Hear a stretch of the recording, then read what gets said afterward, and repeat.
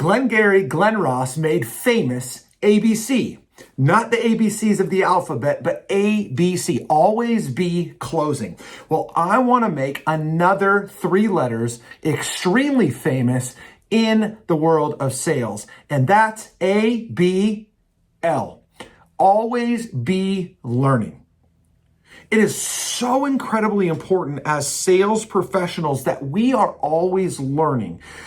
And I think that most sales professionals, especially those that seek to perform at a high level, would they would agree with the idea that they're always learning. They're always taking in new information. They're seeking to learn more about their customer. They're seeking to learn more about their industry. They're seeking to learn more about their product and service.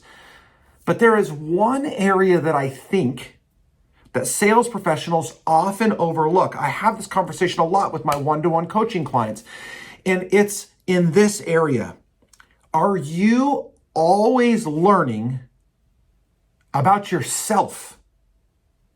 Are you always seeking to learn more about yourself during your sales actions and activities?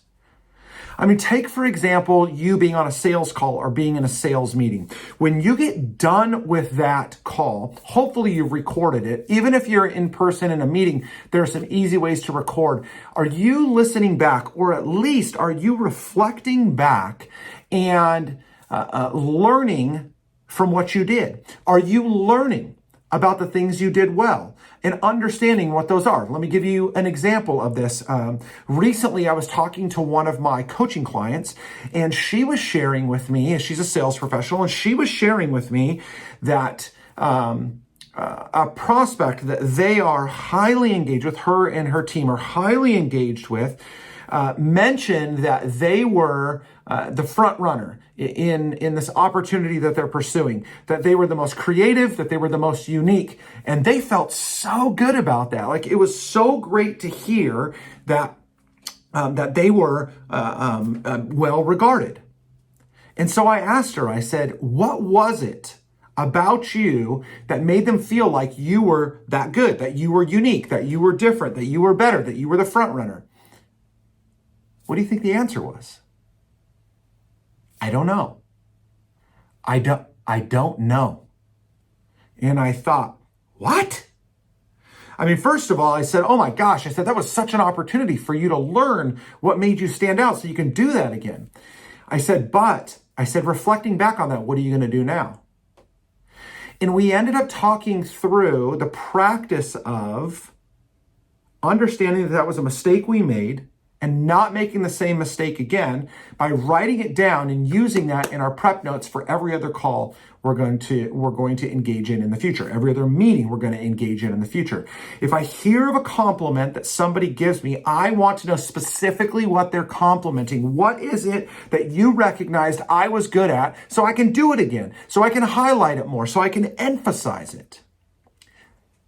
And not just the wins, not just the successes, not just the highlights, but also the challenges, also the mistakes, also the shortfalls, also the losses. Do you know why you lose the deals you do? You know how many times I'm with a sales professional post-mortem and I ask them why they lost, and they said, oh, I probably lost it because, and then whatever, price. I probably lost it because there was, they went with their incumbent. I'm like, there are no probablys. Probablys give us nothing. If we are going to ABL, we have to understand why we lost. What was it? What mistake did we make? What did we leave out? What did we forget? What could we do better next time? But we have to be willing, we have to understand how to ask that question. And so again, reflecting back, after that call, we would say, okay, what do I need to do differently next time? Do I need to ask a different question? First of all, I don't want to make that same mistake again, but one of the great takeaways there is when I finally get turned down, when I get that final no and there's no further chance in the moment to close that deal or to win that opportunity, I need to ask the prospect, why did you decide to go with somebody else? What was it that that caused you to prefer to go in a different direction? Why didn't you choose me? Ask the question. We've got to be learning. We need to understand. Even in the day-to-day sales practice, even in the day-to-day activities, prospect outreach and engagement, posting to social media, whatever it may be, when you are not doing that consistently, one of the ways to ABL is to, when you get to the end of the day and you haven't accomplished all the things you sought to do that day, to sit down and reflect. What was it that caused me to not do that? Did I willfully choose? Was I ignorant? Was I a space cadet?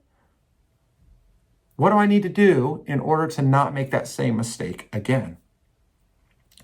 One of the greatest keys to success in sales, and one of the things that I think more people need to be emphasizing as we move forward in the sales economy that we're in, is elevating EQ. And part of EQ is ABL. Always be learning. You can never know enough about yourself. You can never learn enough about yourself. But the more you learn, the more you know, the more successful you are going to be. So, Glengarry Glen Ross, ABC. Ryan James Miller, ABL. You can use them both, but for right now, I gotta say, focus on ABL because that will help you to be far more successful. Peace.